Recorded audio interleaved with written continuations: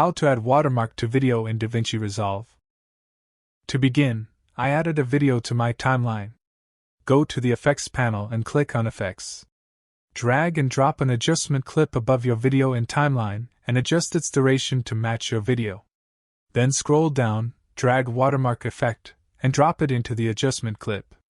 With the adjustment clip selected, open up the Inspector panel and Effects tab.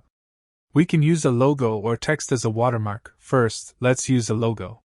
Check Logo Watermark checkbox, then drag your logo image to the clip name text box. Now we have these logo watermarks on the video. Shrink watermark text section to see other options.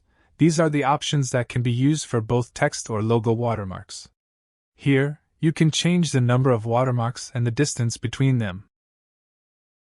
Increase the blend value if you want your watermarks to be more visible. Also, you have the option to add some saturation to the logo or change its size or angle. Now uncheck the Use Logo checkbox and let's create a text watermark. Just expand the watermark text section, enter your text, and style the text to your liking. Pay attention that the properties at the bottom can also be used for text watermarks as well. Anyway guys, thanks for watching and I hope you found this useful.